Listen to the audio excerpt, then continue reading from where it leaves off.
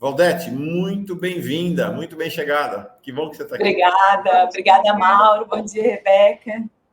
Bom dia, querida, bem-vinda. Obrigada por vir aqui falar com a gente sobre esse tema, né? Polêmico, como o Mauro disse, algumas dúvidas aqui nós temos também, e você vai nos ajudar nessa conversa.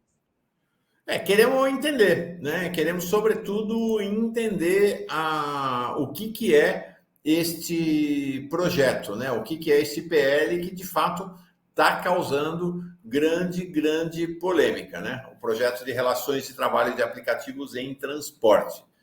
Conta para nós, faz uma avaliação para nós, uma apresentação, para a gente entender, Valdete? Faço, sim. Até é importante, eu acho, né, Mauro e Rebeca, contextualizar de onde que sai esse projeto do governo, de repente. Esse trabalho de empresas que contratam através de plataformas digitais vem acontecendo há algum tempo. Não é uma novidade o trabalho de transporte de pessoas e de mercadorias, mas lá pelas tantas, empresas multinacionais começaram a fazer isso através de ferramentas que são plataformas digitais. E essas empresas contratam essas pessoas, mas não assumem esses contratos, não registram a carteira, não pagam férias, FGTS, não garantem se a pessoa se acidenta, nada disso. E é um contingente muito grande de pessoas que estão por aí dirigindo 12 ou mais horas por dia e, portanto, estão sujeitas não só elas a acidentes, mas a provocar também, né? Acidentes em via pública, estão exaustas, estão ganhando pouco. Porque quando essas empresas chegam no Brasil e em outros países, né, tudo acontece mais ou menos ao mesmo tempo, a ideia inicial era de um trabalho efetivamente autônomo, né, de uma gestão assim, do trabalho, de um aplicativo que facilitaria esse trabalho de transportador. Mas, na realidade, não é isso que acontece. São empresas que oferecem esse serviço. Né? A gente, na verdade, contrata, por exemplo, a Uber, né, a Cabify, para que, então, através dessas empresas, a gente consiga encontrar um motorista que vai realizar o serviço dentro dos parâmetros que a empresa determina, porque é ela que fixa o valor do trabalho, ela que determina os trajetos possíveis, ela que determina a forma de avaliação desse trabalhador ou dessa trabalhadora. Bem, o que começa a acontecer? Isso é tão evidente, essa precarização de trabalho, das condições de trabalho dessas pessoas, que começa, inclusive, a ter estudos sobre isso e há uma denominação para isso, né? Uberização do trabalho. Esse neologismo, tipo, na década de 90 a gente tinha flexibilização, né? A uberização do trabalho significa precarização das condições de trabalho. Não é uma realidade brasileira, é uma realidade de vários países. E as pessoas começam a se dar conta do problema social que isso significa e começam a surgir decisões judiciais que não surgem do nada, né? Surgem porque trabalhadoras e trabalhadores vão até a Justiça do Trabalho pedir seus vínculos, pedir seus direitos sociais, e aí em vários países começam a ter decisões reconhecendo o vínculo de emprego para essas pessoas, porque efetivamente são vínculos típicos. E alguns países começam, inclusive, a fazer leis sobre isso. Então, o estado da Califórnia, nos Estados Unidos, tem lei dizendo que é vínculo de emprego. Alguns países da Europa já têm leis. A Europa já está construindo uma diretiva da União Europeia para reconhecer vínculo de emprego para esses trabalhadores. E essa discussão também acontece no Brasil. Só que no Brasil tem um elemento a mais que é talvez mais triste até, né? Que é quando começa a campanha eleitoral das últimas eleições, o presidente, então candidato presidente Lula, se compromete a melhorar a condição de vida desses trabalhadores. Tem vários vídeos, inclusive, dele dizendo durante a campanha que é uma condição de trabalho desumana, que é precarização do trabalho, que é preciso regular. Então, logo ele assume, ele faz realmente, ele fomenta discussões tripartites sobre isso é verdade. Ele chama os trabalhadores, ele chama pessoas ligadas ao mundo do trabalho. Eu mesmo participei de várias reuniões e chama as empresas de transporte.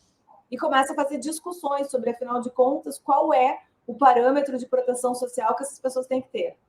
Por um lado, né, quem desde o início dizia, olha, eles têm que ser protegidos como a CLT protege quem vem de força de trabalho, porque é só mais um tipo, o que muda é a ferramenta da exploração do trabalho e não a relação social em si.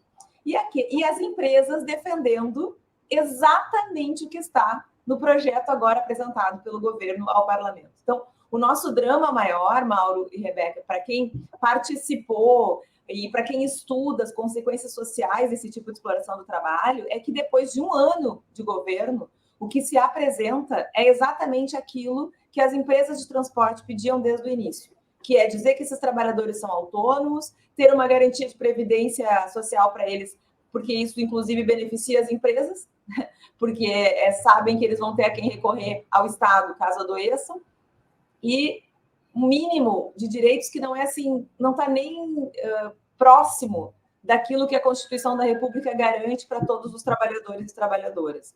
Por isso, inclusive, que eu e o Jorge fizemos um texto dizendo que era uma capitulação, né? Porque houve uma sinalização de que haveria discussão para se chegar a um patamar de direitos que fosse minimamente aceitável, e ao final o que se tem é o governo remetendo um projeto que é aquilo que as empresas queriam, que elas não conseguiram em lugar nenhum do mundo. Em nenhum lugar do mundo se conseguiu encaminhar ao parlamento uma proposta tão nociva aos trabalhadores como essa que foi encaminhada agora pelo governo.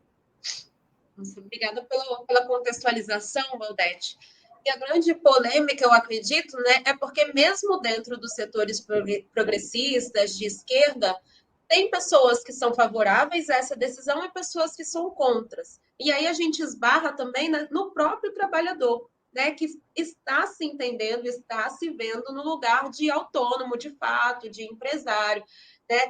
Tem Uberes, motoristas que falam até que o governo não pode se meter no negócio dele, porque ele, de fato, se vê como o líder, o gestor de um negócio. Que cenário você traz, que você tem visto dessas discussões, né, dentro dessa polarização também nesse caso? Então, Rebeca, é verdade isso. Não existe um consenso. Mas é preciso que a gente compreenda por que esse consenso não existe. Porque há, desde o início dessa discussão, uma campanha midiática, não tem como chamar de outro modo, uma campanha midiática muito forte que distorce o alvo da discussão, digamos assim. Então, quando a gente... E eu te digo isso porque, como eu disse, participei de várias reuniões com essas trabalhadoras e trabalhadores. Então, quando as reuniões começavam, em qualquer âmbito que fosse, né, com o pessoal de São Paulo, do Rio, aqui do Rio Grande do Sul, a primeira manifestação de muitos deles e delas era: não quero ser CLT. Porque era isso que... essa era a propaganda, entendeu? Por quê? E a pergunta era: bom, mas por que tu não queres ser CLT? Porque é diferente, né? Dizer assim, tem trabalhadores que se consideram autônomos. Não, na realidade, o que eles diziam é: eu não quero ter horário fixo. E aí, quando a gente dizia assim, tá bom, mas CLT não tem horário fixo. Tem teletrabalhador, por exemplo, que tem carteira assinada e trabalha em casa e trabalha durante a noite. Ter direitos trabalhistas não significa ter que fazer horário das 8 às 17. Não é disso que se trata. Se trata de ter um limite de jornada, se trata de ter direito ao repouso, enfim. Então tá.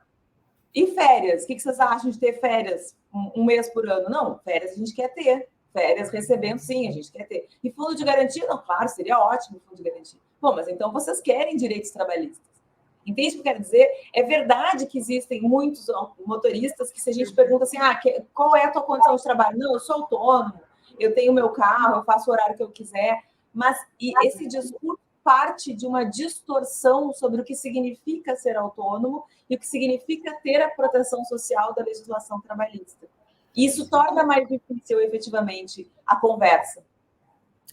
Acho que tem uma questão, né, sobre isso, Valdete, mas e na sequência, se puder, vamos voltar para o projeto, que acho que tem coisas ali que me deixam de cabelo em pé, de fato, que é o seguinte: esses trabalhadores do Uber, do 99, são trabalhadores que tinham uma situação abjeta do ponto de vista da sua relação de trabalho antes, nas empresas, né? Porque as relações trabalhistas são deploráveis no Brasil, né? Mesmo a proteção da CLT não é capaz de impedir que se estabeleçam relações de superexploração, né? A gente vê aí trabalhadores da indústria do frigorífico que são obrigados a trabalhar, estão lá protegidos em tese pela CLT, são obrigados a trabalhar com fralda, porque não podem ir no banheiro. Então, as situações são abjetas. A grande questão é que eles não entenderam ainda que a situação nova de trabalho deles também é abjeta, né? Eles têm uma sensação, me parece, que de liberdade por conta de todas as restrições que tinham na situação anterior. Mas na nova situação, eles não se dão conta de que tem tão pouca liberdade quanto tinham anteriormente. Mas é um processo que, com o tempo, vai chegar, né? Acho que é uma questão de tempo também, né? E existem muitas trabalhadoras e trabalhadores bem conscientes disso, né? É bom que se diga, porque há uma aparência assim de que eles estão satisfeitos. Não estão tanto que os motoristas, os motoboys, né, e as motogirls não aceitaram essa proposta e continuam batalhando para ter vínculo. Mas acho que é importante, Mauro, referir que assim, há diferença entre a situação de trabalhadores que deveriam ter proteção social e estão numa situação abjeta e dessa proposta de regulação é que lá a condição de trabalhar de fralda, de não ter intervalo, de fazer 12 horas de trabalho por dia é ilícita. É contrária ao discurso do Estado. Aqui é o Estado dizendo que isso é possível, chancelando. Esse é o nosso drama, né? E chancelando, tem duas questões nesse projeto que eu acho assim, são centrais, são estruturais, são gravíssimas, que é o tempo de trabalho e essa falsa condição de autônomo. Porque dizer que esses trabalhadores são autônomos quebra a espinha dorsal do que é o direito do trabalho, que compromete o critério da dependência, que é um critério diferenciador na legislação trabalhista, né? Depender do trabalho para sobreviver, ter um patrão que vai dizer como esse trabalho vai ser realizado, e esses motoristas têm um patrão, esse patrão se chama Uber, Cabify, essas empresas todas, elas dizem como a atividade vai ser realizada, elas detêm os meios de produção, elas performam claramente a figura do empregador do artigo 2º. Quando um projeto de lei diz que essas pessoas são autônomas, está, na verdade, tentando destruir o conceito central do direito do trabalho, que não é um conceito arbitrário, que é um conceito que decorre do fato de a gente viver numa sociedade de trabalho obrigatório. Ou seja, não é uma escolha das pessoas trabalharem. Ninguém está 12, 15 horas dirigindo nas ruas das grandes cidades porque gosta de fazer isso. Mas é porque precisa pagar aluguel, porque precisa pagar supermercado. E essa é a razão pela qual, historicamente, existe direito do trabalho. E a segunda questão é a jornada. Porque a gente tem, a gente tem uma luta, quando a gente olha a história das lutas sindicais, né, da greve, tanto nos países da Europa quanto no Brasil. Praticamente todas as primeiras greves nesses países tinham por objetivo limitar o tempo de trabalho. Porque o tempo de trabalho é a medida da troca. Né? Se eu ganho um salário mínimo por 8 horas, a medida da troca é que eu estou colocando 8 horas do meu tempo de vida por esse salário mínimo. Então, se constrói, inclusive, um discurso em nível internacional, que está lá na Convenção 1 da OIT, que não se trabalha mais do que 8 horas por dia, que já é escandaloso, porque 8 horas por dia é 1/3 do tempo de vida. E se eu considerar que outro terço eu preciso para repor as energias, dormir, né, e para me alimentar, para poder trabalhar, o que sobra para o resto da vida?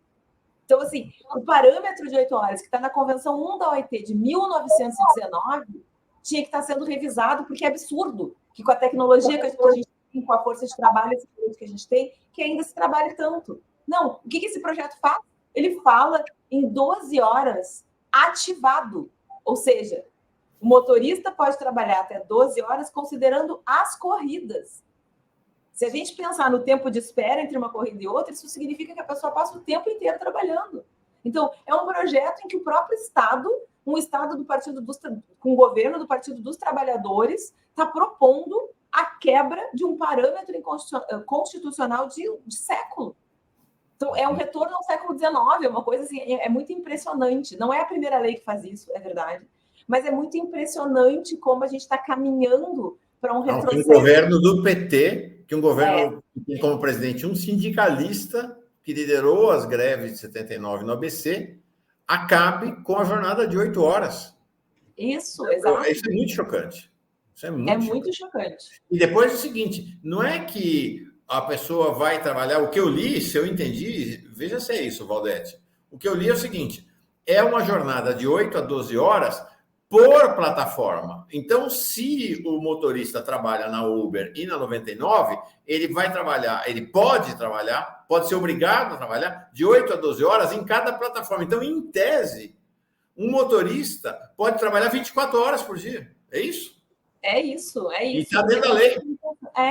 É isso, porque aí que tá, né? Quando uma legislação diz, não, esse sujeito é autônomo, e é muito maluco, porque esse projeto de lei é tão ruim, mas tão ruim, que além de dizer isso, que além de dizer que o sujeito é autônomo, vai ter lá uma regra dizendo que esse autônomo pode ser punido, pode ser avaliado, pode ser punido, pode ser suspenso. Quer dizer, aquilo que é a legislação trabalhista, que é uma discussão enorme no mundo do trabalho, né? Mas a legislação trabalhista no Brasil não prevê que é punição de empregado, embora a doutrina reconheça poder disciplinar e tal, mas assim, a CLT não fala que o empregador que assina a carteira, que tem alguém ali dependente dele, possa punir, pois o projeto de lei vai dizer. Então, se esse sujeito não se ativa, né, não trabalha o mínimo de horas, não participa das campanhas, não tem lá a avaliação 5, ele pode ser suspenso da plataforma, ele pode ter redução nos valores que ele recebe. Isso está no projeto de lei. Punição, o gancho, sabe? No melhor estilo industrial, está lá previsto no projeto de lei que diz que o sujeito é autônomo. Artigo 5º do projeto de lei do governo do presidente Lula, sindicalista, líder das greves do ABC, do Partido dos Trabalhadores. Olha aqui o que diz o artigo 5º, explica para nós isso aqui, Valdete. As empresas operadoras de aplicativo ficam autorizadas a implementar as seguintes práticas sem que isso configure relação de emprego nos termos do disposto pela consolidação da Lei dos Trabalhos. 1. Adoção de normas e medidas para garantir a segurança da plataforma, dos trabalhadores e dos usuários, para coibir fraudes, abusos ou mau funcionamento da plataforma, etc. Adoção de normas e medidas para manter a qualidade dos serviços prestados por intermédio da plataforma, inclusive suspensões, bloqueios e exclusões, observadas as regras previamente estipuladas nos termos de uso que é estabelecido pela plataforma, né? E nos contratos de adesão à plataforma. Utilização de sistema de acompanhamento em tempo real da execução do serviço. E aí vai. Eu fiquei muito chocado. Fora da CLT. Então, se o trabalhador quiser, ele não pode nem recorrer à Justiça do Trabalho, é isso? Ele perdeu até a possibilidade de acessar a Justiça do Trabalho?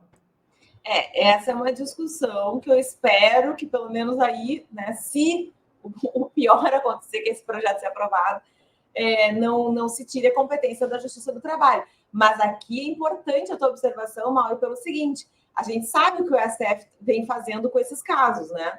Tem inúmeras decisões de reclamação constitucional em que o STF diz que a competência não é da Justiça do Trabalho, porque o trabalho é autônomo.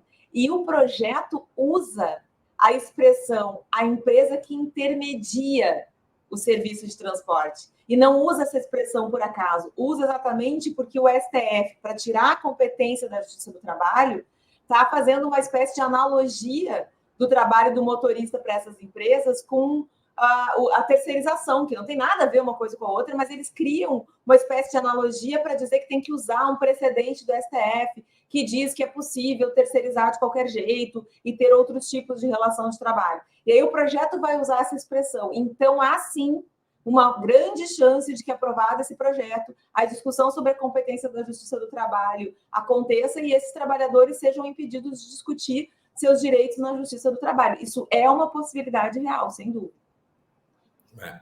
Não, olha, muito, muito impressionante. Eu falei aqui no Fórum Sindical, teve uma discussão essa semana sobre o projeto, assisti, li seus artigos sobre o assunto, eu estou verdadeiramente muito impactado.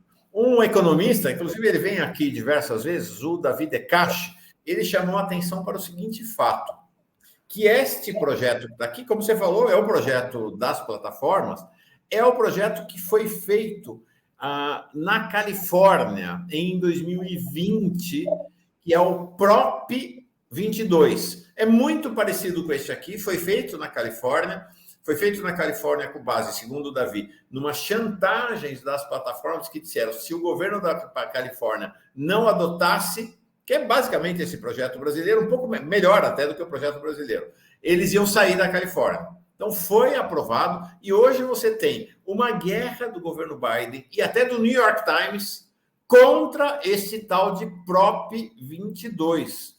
E aí achei até curioso, sabe, Valdete, que o Lula o presidente Lula lá na cerimônia teria virado para o ministro do Trabalho e dito, manda para o Biden essa proposta. Bom, mas o Biden está contra esse projeto lá nos Estados Unidos, né? É interessante a gente perceber, prestar atenção nisso, porque assim, é nos Estados Unidos, né?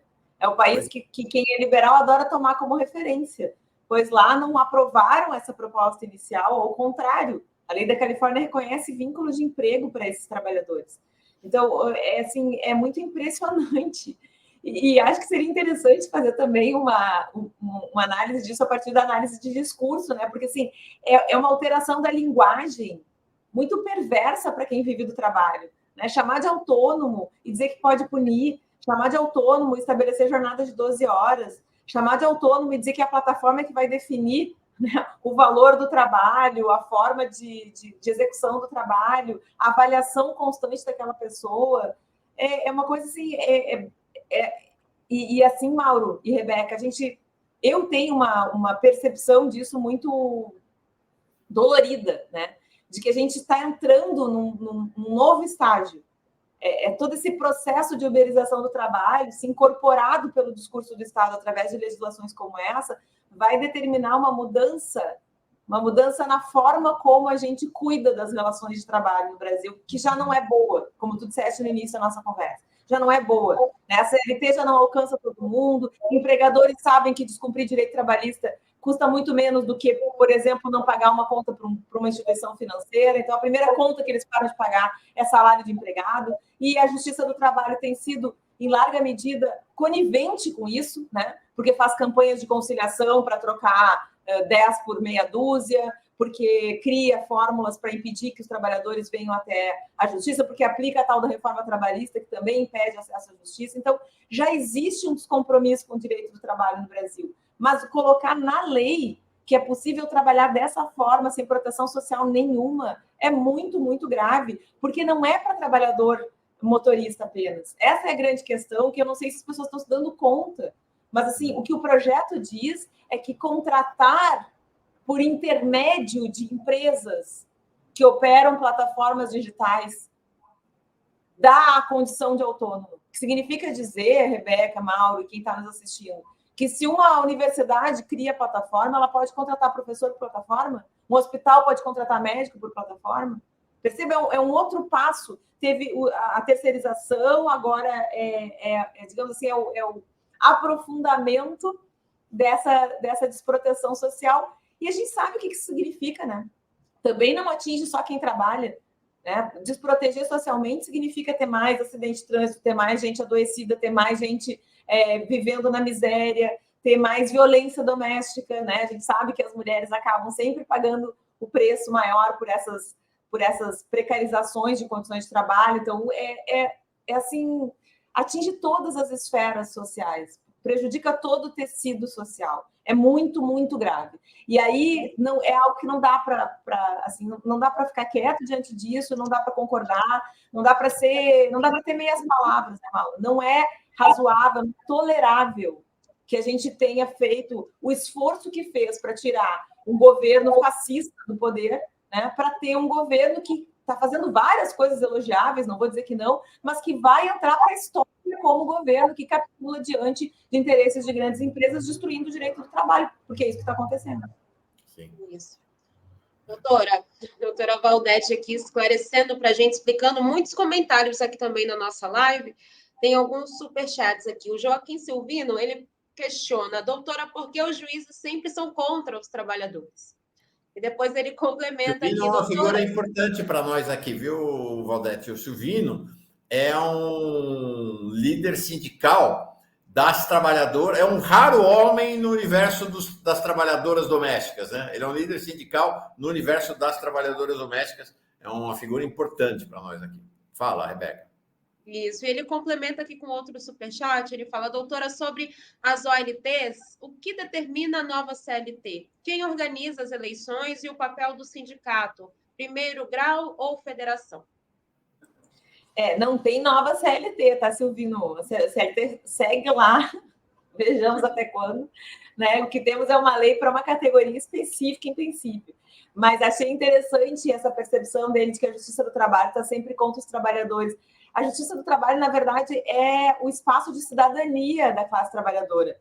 É o lugar onde o trabalhador senta na frente, né? Em frente ao patrão e pode dizer quais são os direitos que entendeu que foram violados e vai ter ali um juiz, uma juíza para fazer valer esses direitos. Mas a percepção do Silvino não é em vão. Né? A percepção do Silvino é porque existe, sem dúvida nenhuma, uma história, né, de decisões e de posicionamentos, enfim, que faz com que, às vezes, fique difícil. Agora mesmo, essa semana, eu tive a notícia de uma decisão da Justiça do Trabalho aplicando multa milionária contra sindicato por fazer greve em São Paulo. Quer dizer, é difícil daí, né, defender a instituição, mas o que eu quero dizer para o Silvino é a instituição Justiça do Trabalho não é contra os trabalhadores, ao contrário, é a condição de garantia e de exercício de cidadania para a classe trabalhadora. Agora, o que a gente precisa pensar é quem entra nessa instituição, né? Quem está lá? Uma maioria de homens brancos, né? Pessoas formadas e formatadas para se alinhar muito mais ao capital do que ao trabalho. Então, o que precisa, talvez, e aí eu tenho concordância com o Silvino, é mudar um pouco, né? Quem são as figuras que compõem a instituição. Daí porque existe toda essa campanha mesmo, né, para ter cotas para mulheres, para pessoas negras, ou seja, para tentar mudar. E eu acho que teria que ter, Mauro, eu sempre brinco, eu acho que, na verdade, para entrar na Justiça do Trabalho, o que tinha que ter era tempo de carteira assinada.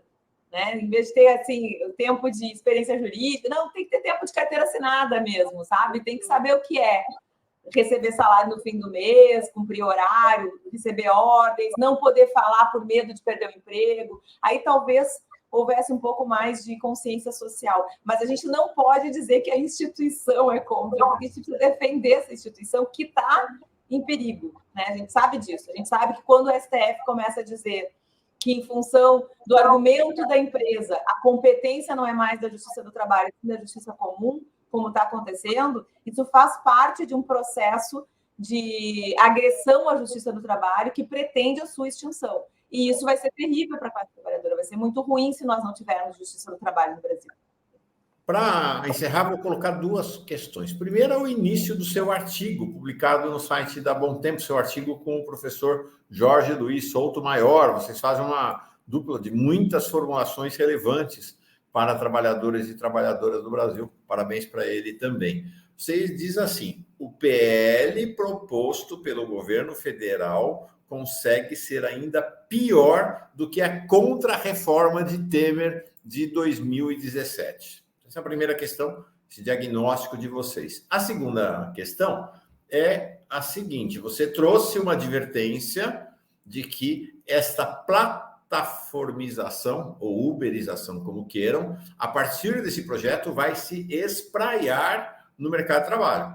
Isso vai acontecer com professores, isso vai acontecer com jornalistas, isso vai acontecer, já está acontecendo, né? Com médicos, com enfermeiras, com advogados, vai acabar acontecendo com operários, né? Em que a condição vai ser, não é mais 8 horas de trabalho, né? 8 horas de exercício. Então, o professor está dando aula, o horário entre uma aula e outra não vai estar mais na jornada dele, né? O horário que vai contar é só o horário que ele está efetivamente na sala de aula. É nesse nível que a coisa vai.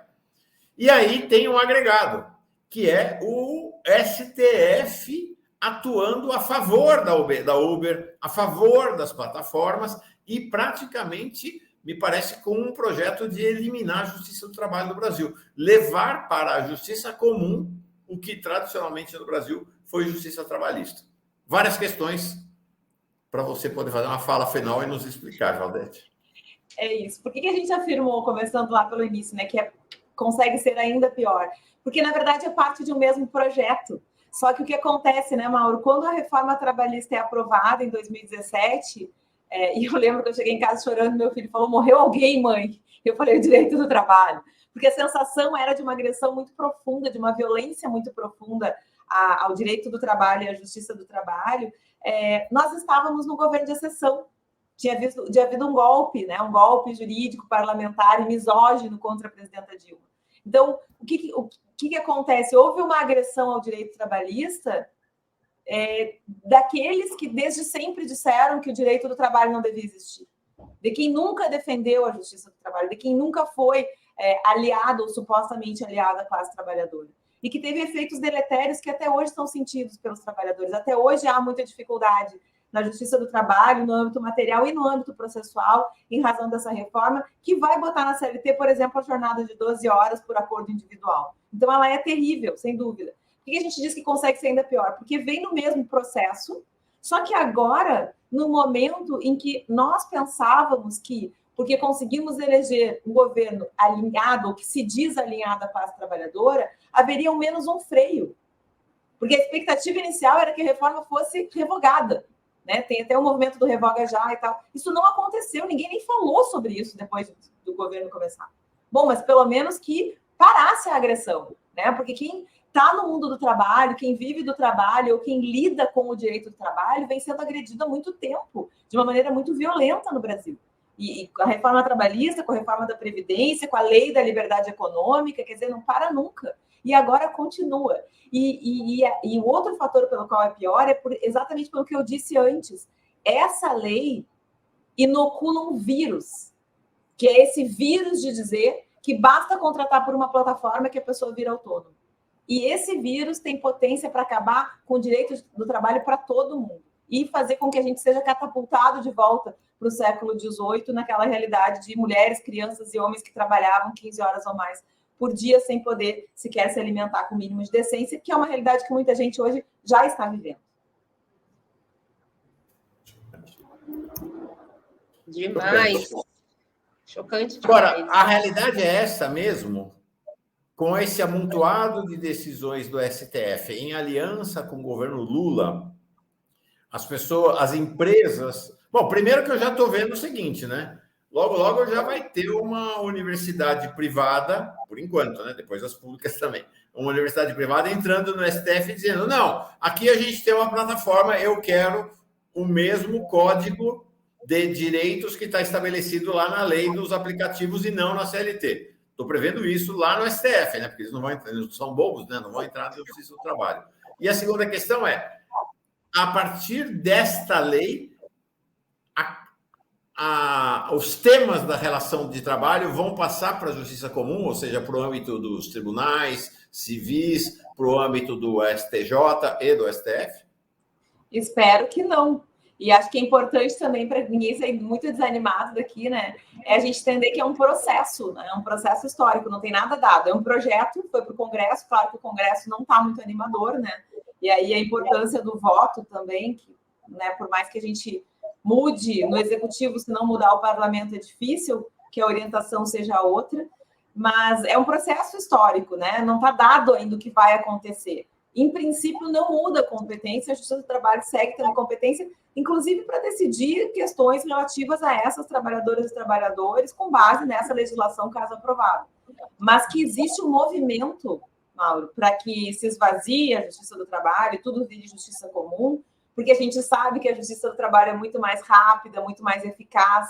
Todo ano o CNJ, o Conselho Nacional de Justiça, publica justiça em números, né? Quem tem curiosidade está na internet, é só pesquisar qual é a justiça que os processos duram menos, que os processos são mais efetivos, que as coisas se resolvem com mais rapidez. A Justiça do Trabalho é muito mais eficiente nesse sentido do que os outros ramos do Poder Judiciário. Então, existe esse movimento, não há dúvida. Né? Existe uma intenção declarada assim, que vem sendo dita desde a década de 90 por vários atores que seguem aí no cenário dos três poderes de extinção da Justiça do Trabalho. Mas aí é que está, é preciso, então, que se divulgue, né, o que está acontecendo, que a gente faça debates como esse, para que esse quadro possa ser revertido, porque a gente está dentro de um processo de agressão, isso eu não tenho dúvida, né? Acho que o processo mais, assim, violento que eu já presenciei desde que entrei na Justiça do Trabalho no ano 2000. Então, assim, 2001, né? 2000 eu entrei como servidora, 2001 como magistrada, e desde então eu não vivi um momento tão violento como esse. Mas a gente ainda tem como resistir, acho que é preciso que isso aconteça, né? Perfeito. Rebeca? Muito bom, doutora Valdete Souto Severo. Queria te agradecer demais por vir aqui no Fórum Café nessa sexta-feira, um assunto caro para a gente também. Nós temos alguns daqui, não é, Mauro? E com certeza a defesa do trabalhador é um desses que a gente faz linha de frente. Então, muito obrigada. Tem muitos comentários aqui para você que não vai dar tempo de ler, mas as pessoas, de fato, muito interessadas em entender mais sobre esse projeto e a gente te agradece muito, viu, pela disponibilidade. Eu que agradeço pelo espaço e por vocês terem esse Fórum Café, que é um ambiente importante de debate contra-hegemônico. Mais do que nunca é preciso que esses espaços persistam, né? Resistam e continuem nos dando força para a gente seguir nessa luta, nessa disputa, na verdade, né, por uma sociedade um pouco diferente. Valdete, você é uma referência como juíza do trabalho, como mulher, como ativista da luta do povo e dos trabalhadores. Te respeito demais e gosto muito da sua transparência, clareza. Não tem meias palavras, não. Então, se possível, espero poder contar contigo, porque essa história vai seguir em frente, né, em outras conversas aqui com a gente, tá? Obrigado, bom fim de semana. Obrigada, Mauro, Rebeca. Um abraço, querida. Tchau, tchau.